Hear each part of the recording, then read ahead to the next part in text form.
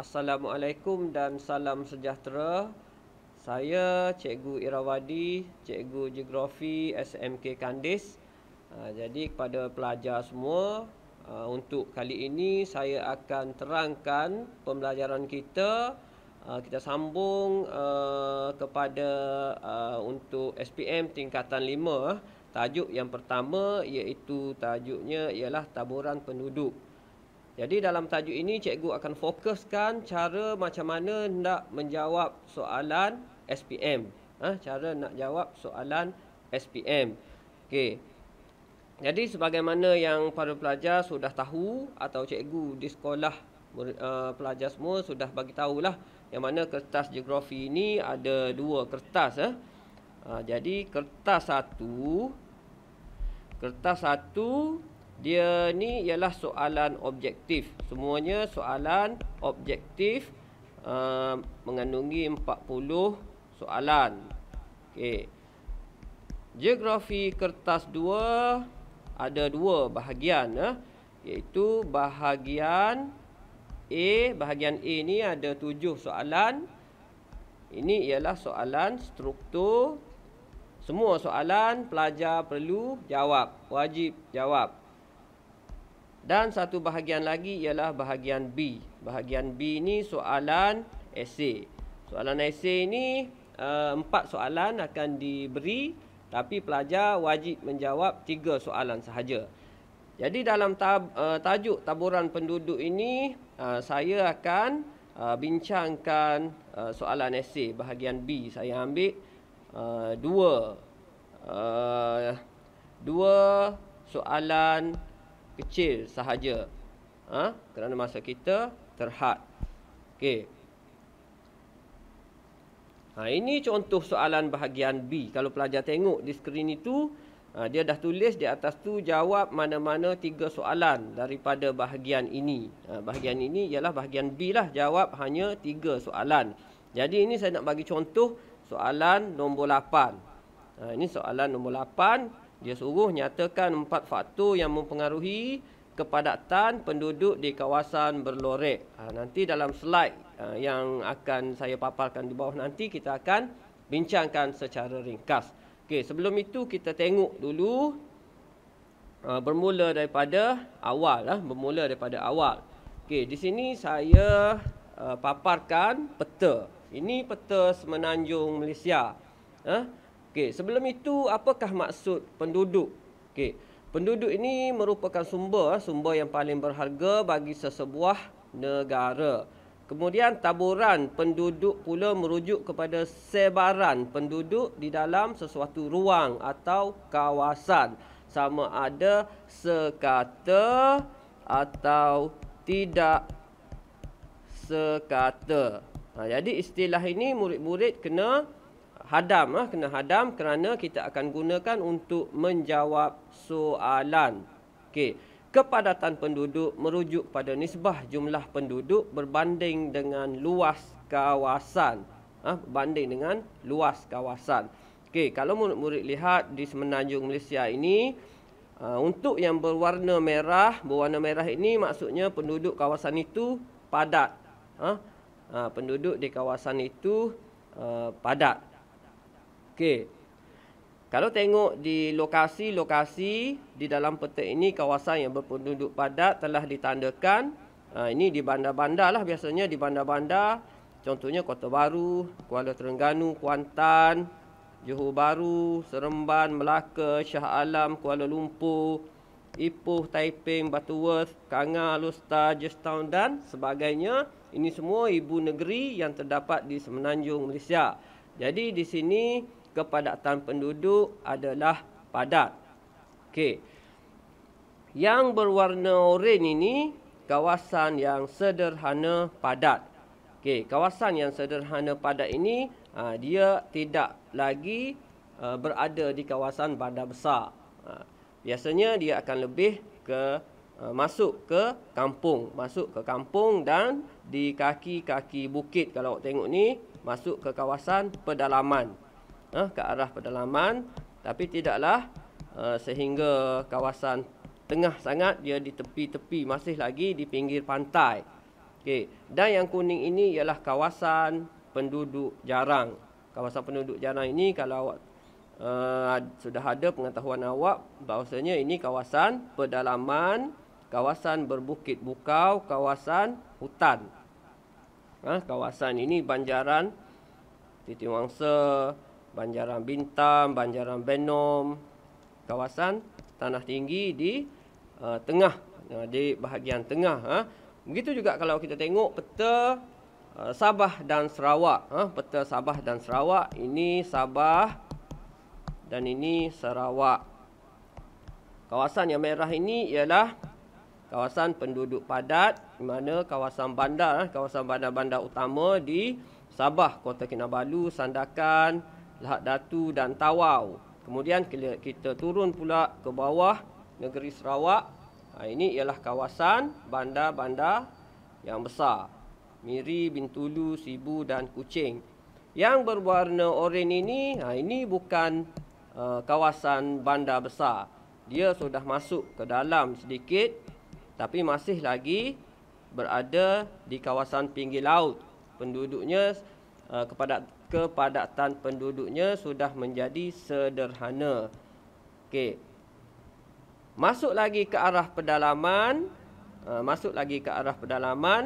maka di sini sudah menjadi kawasan penduduk jarang. Okey. Kita tengok dulu subtopik kawasan berpenduduk padat. Kalau tengok di dalam foto di skrin, awak akan lihat ini kawasan bandar. Ada bangunan, ada kawasan perumahan, ada jalan raya. Ini kawasan penduduk padat. Jadi di Malaysia ini kawasan penduduk padat terdapat di dataran Kedah Perlis. Okey, di mana dataran Kedah Perlis? Dataran Kedah Perlis terletak di negeri Kedah yang berjiran dengan negeri Perlis. Ini ialah kawasan penduduk padat. Kenapa di situ penduduk padat? Kerana ia dipengaruhi oleh faktor kemajuan ekonomi. Faktor kemajuan ekonomi. Kalau kita tengok di dataran ini, dataran bukan saja dataran Kedah Perlis, dataran Kelantan di Kemubu ini penduduk padat juga. Begitu juga dengan di dataran Terengganu, di Lembah Kinta, Lembah Kelang, Selangor, Lembah Kelang, dan bandar-bandar besar seperti Johor Bahru, Kuching, Kota Kinabalu. Okey, jadi sebagaimana yang saya bagi tahu tadi, terdapat beberapa faktor yang menyebabkan kawasan ini berpenduduk padat. Terdapat beberapa faktor. Okey, faktor yang pertama dipengaruhi oleh faktor kemajuan ekonomi. Terutamanya di bandar-bandar besar tadi, perkembangan kegiatan ekonomi bandar yang meliputi sektor perkhidmatan dan perindustrian telah menyediakan banyak peluang pekerjaan, menyebabkan ramai orang akan berhijrah ke bandar. Inilah yang menyebabkan penduduk semakin bertambah dan padat di bandar-bandar besar. Begitu juga keadaannya dengan di Kota Kinabalu, Sandakan, Lahad Datu, Bintulu, Sibu. Jadi tarikan peluang pekerjaan dan juga perkhidmatan yang disediakan di bandar telah menyebabkan ramai orang bergerak menuju ke bandar, bekerja di bandar dan menetap di bandar. Okey. Yang kedua ialah kewujudan kawasan perindustrian. Contohnya di Bayan Lepas ini di Pulau Pinang ada di Bayan Lepas, di Shah Alam, Senawang, Tampoi, Negeri Sembilan telah menarik penghijrahan penduduk dan menjadikan kawasan tersebut berpenduduk padat. Okey.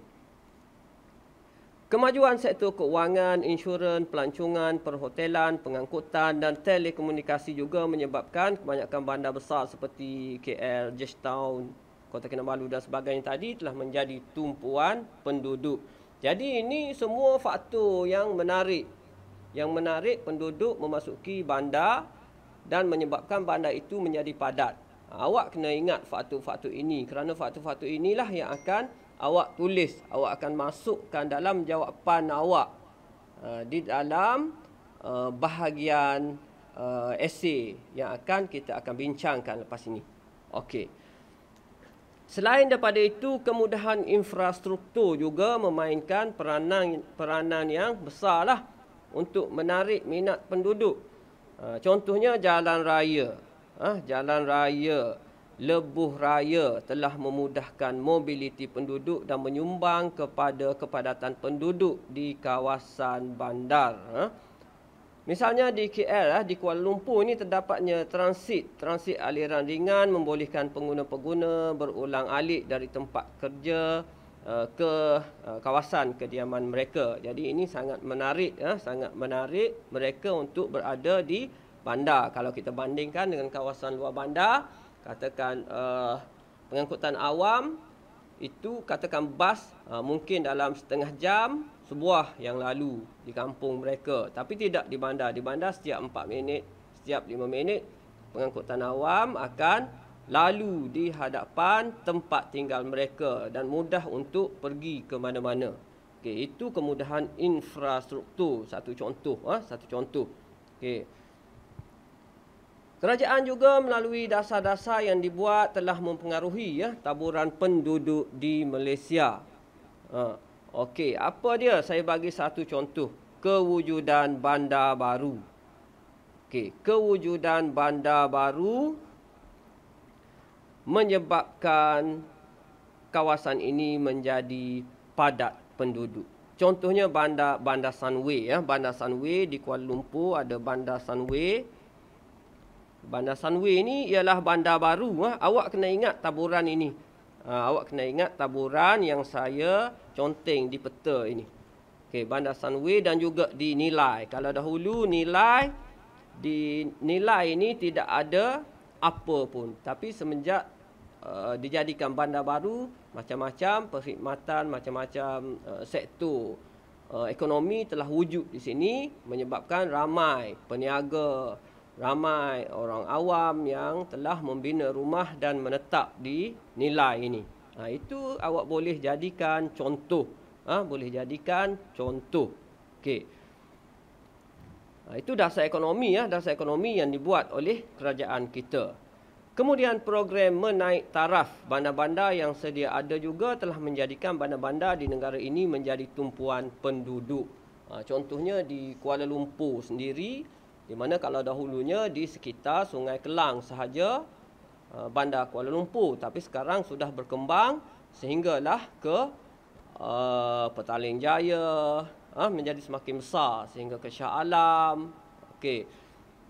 Begitu juga dengan kalau di Kelantan Kota Baru, kalau dulu di kawasan Pasar Besar, Pasar Lama itu, tapi sekarang kalau kita tengok sudah sampai Kubang Kerian. Okey, itu kita tengok ke arah naik taraf bandar yang sedia ada. Di bandar ini juga faktor yang seterusnya ialah pembinaan pusat pengajian tinggi. Okey, pusat pengajian tinggi ini biasanya akan dibuat di bandar lah. Dibuat di bandar-bandar besar. Contohnya universiti-universiti awam dan juga universiti-universiti swasta dibuat di bandar-bandar besar. Ini akan menarik penduduk supaya berhijrah. Pelajar-pelajar, pekerja-pekerja, pensyarah-pensyarah akan berhijrah ke bandar. Contohnya kalau di Kedah adanya Universiti Utara Malaysia di Sintuk, UUM di Sintuk. Universiti Malaysia Sarawak, Universiti Malaysia Sarawak. Okey, Unimas di Kota Samarahan, Unimas. Okey. Itu contoh UM di Kuala Lumpur, USM Kubang Kerian. USM Kubang Kerian, USM Pulau Pinang. Okey, dan sebagainya. Okey. Tumpuan penduduk di dataran Kedah yang saya sebut tadi, dataran Kelantan, dataran Terengganu pula disebabkan oleh kegiatan pertanian. Disebabkan oleh kegiatan pertanian. Penanaman padi yang giat di kawasan ini telah berjaya menampung penduduk yang padat. Begitu juga dengan perkembangan ekonomi, kesan daripada perlombongan petroleum. Perlombongan petroleum ini di luar pesisir pantai Terengganu di sini. Telah menjadikan Bandar Kertih maju dan mengalami pertambahan penduduk yang ramai dan menjadi semakin padat.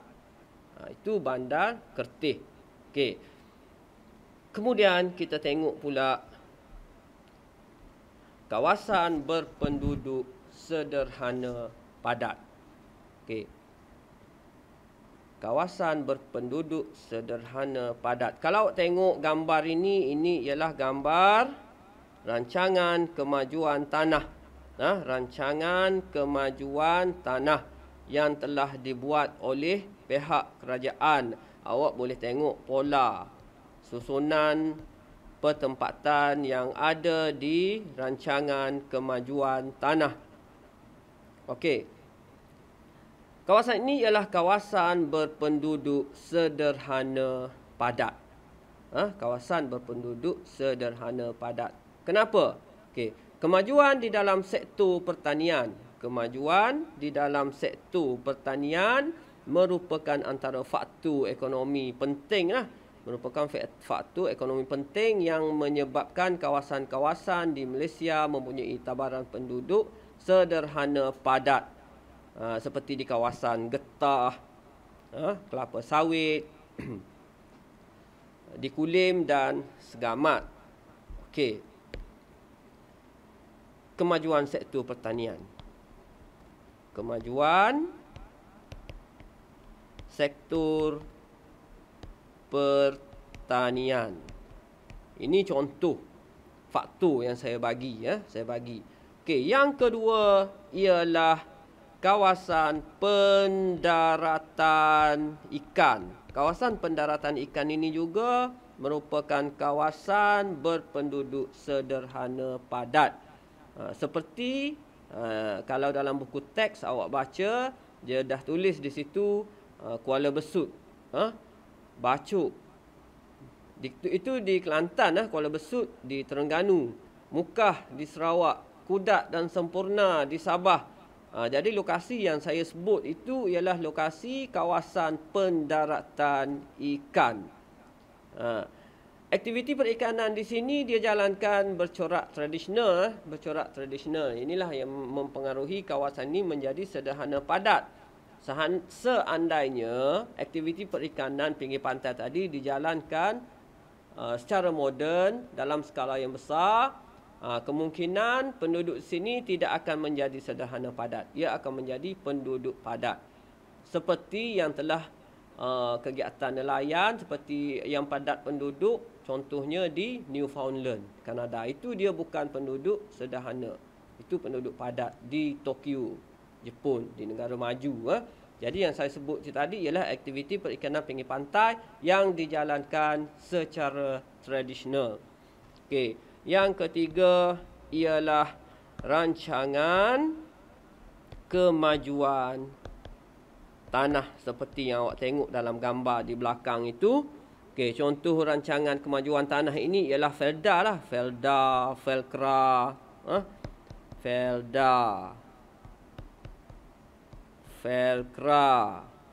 Lembaga Kemajuan Tanah Persekutuan Felda ini. Contohnya seperti di Jengka Tiga Segi di Pahang, Felda Trolak di Perak, Lembaga Penyatuan dan Pemulihan Tanah Persekutuan itu kita namakan sebagai Felkra. Begitu juga dengan di Sabah. Di Sabah dipanggil sebagai Lembaga Kemajuan Tanah Sabah. Ini akan mewujudkan pertempatan baru yang mempunyai penduduk yang sederhana padat. Yang terakhir sekali untuk taburan penduduk yang akan saya tekankan di dalam bab 1 ini ialah kawasan berpenduduk jarang. Kawasan berpenduduk jarang. Jadi kalau kita lihat di Malaysia ini, terdapat pelbagai jenis bentuk muka bumi. Ada tanah pamah, ada tanah tinggi, ada kawasan pantai, ada kawasan paya dan sebagainya. Ini semua mempengaruhi kepadatan penduduk. Okey. Jadi kawasan penduduk jarang di Malaysia ini terdiri daripada kawasan pedalaman, pedalaman yang bergunung ganang. Pedalaman yang bergunung ganang. Okey. Berpaya,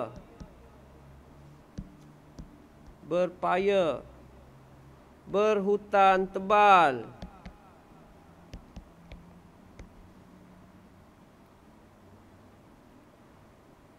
jadi kawasan ini penduduknya sangat jarang. Okey, kalau kita tengok ada faktor kekangan dari segi ketersampaian. Termasuklah kawasan banjaran. Banjaran seperti mana yang saya sebut di awal tadi. Kalau awak tengok peta di awal pembelajaran kita tadi, kawasan banjaran seperti banjaran Titiwangsa, banjaran Berasih, banjaran Keroka di Sabah, banjaran Iran, Kapuas Hulu di Sarawak. Kawasan ini penduduknya jarang. Begitu juga dengan kawasan-kawasan terpencil. Kawasan terpencil ini jauh daripada hiruk pikuk kemajuan. Contoh kawasan terpencil ialah di hutan di Endau, Rompin. Endau Rompin di Pahang, Ulu Kapit di Sarawak dan Tenom di Sabah. Ini semua kawasan pedalaman. Okey. Kawasan yang berpenduduk jarang di Malaysia merupakan kawasan pedalaman yang mempunyai darjah ketersampaian yang rendah. Okey. Jadi awak pelajar tingkatan 5, awak masih lagi menggunakan KBSM. Jadi dalam KBSM ini masih lagi dimasukkan Gua Musang. Gua Musang di Kelantan dikatakan sebagai kawasan yang mempunyai darjah ketersampaian yang rendah. Awak tak boleh bandingkan dengan sekarang. Okey, kita kena ikut sukatan KBSM yang awak belajar. Dan juga di Belaga di Sarawak. Ini kawasan darjah ketersampaian yang rendah. Dalam buku teks dia bagi contoh Gua Musang dan Belaga. Gua Musang di Kelantan, Belaga ini di Sarawak. Ini awak boleh jadikan contoh semasa menjawab soalan. Okey. Dikatakan kawasan ini mempunyai bentuk muka bumi yang bergunung ganang dan berhutan tebal. Jadi kekurangan kemudahan pengangkutan akan menghadkan perkembangan ekonomi kedua-dua kawasan ini. Okey. Satu lagi ialah kawasan berpaya. Kawasan berpaya contohnya seperti di Pahang. Seperti di Pahang, ada satu tempat itu dinamakan sebagai Paya Bungur. Dan salah satu tempat lagi ialah di Pitas di Sabah. Okey, penduduk di sini menjalankan kegiatan pertanian tradisional dan menangkap ikan. Okey, itu tiga aspek tiga jenis kepadatan penduduk yang saya terangkan di sini. Kemudian kita tengok balik soalan peperiksaan. Ini soalan peperiksaan yang sebenar yang pernah keluar. Soalan SPM pernah keluar pada tahun-tahun yang lepas. Okey, kalau tengok jawab mana-mana tiga soalan daripada bahagian ini. Ni bahagian B Bahagian B ni soalan esei. Okey. Dia bagi satu stimulus STEM. Stimulus ini ialah peta Malaysia. Okey. Kawasan berlorek dalam peta 1, inilah peta 1 ini menunjukkan kawasan berpenduduk padat di Malaysia. Jadi yang dia lorekkan ini ialah kawasan penduduk padat. Okey. Saya sudah bagi tahu tadi apakah faktor yang menyebabkan berlakunya kepadatan penduduk di bandar besar. Sini ni soalan ini dia sudah bagi. Okey. Dia tanya nyatakan 4 faktor yang mempengaruhi kepadatan penduduk di kawasan berlorek tersebut. Markah yang diberi ialah 4 markah. Okey. Markah yang diberi sebanyak 4 markah. Untuk soalan yang 4 markah, awak boleh menyenaraikan 4 faktor. Faktor yang pertama, faktor yang kedua, faktor yang ketiga, faktor yang keempat. Setiap faktor yang awak senaraikan ini akan diberi 1 markah. Okey.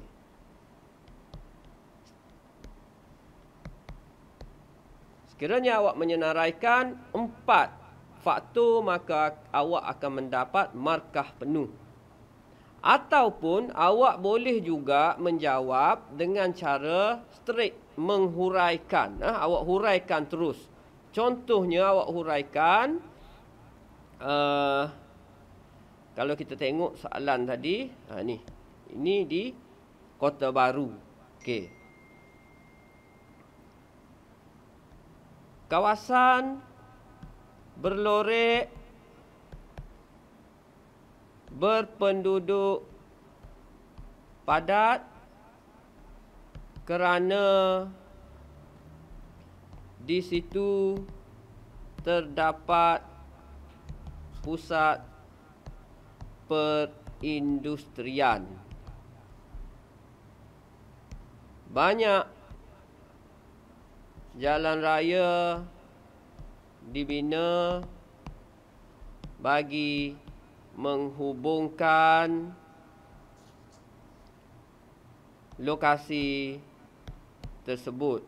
Okey, kalau awak tengok di sini, pusat perindustrian 1 markah. Okey. Jalan raya 1 markah. Di sini boleh digabungkan, so awak sudah mendapat 2 markah. Okey. Ini contoh yang pertama. Contoh yang kedua, awak tambah lagi. Di Johor Bahru dalam peta terdapat pelabuhan. Dan menyebabkan kegiatan ekonomi berkembang. Okey. Di sini ada perkataan pelabuhan dan ada perkataan ekonomi. Maka awak dapat lagi 2 markah. Jadi awak hanya menjawab 2 faktor. Jadi sebab awak sudah gabungkan, kumpulkan, awak dapat markah penuh.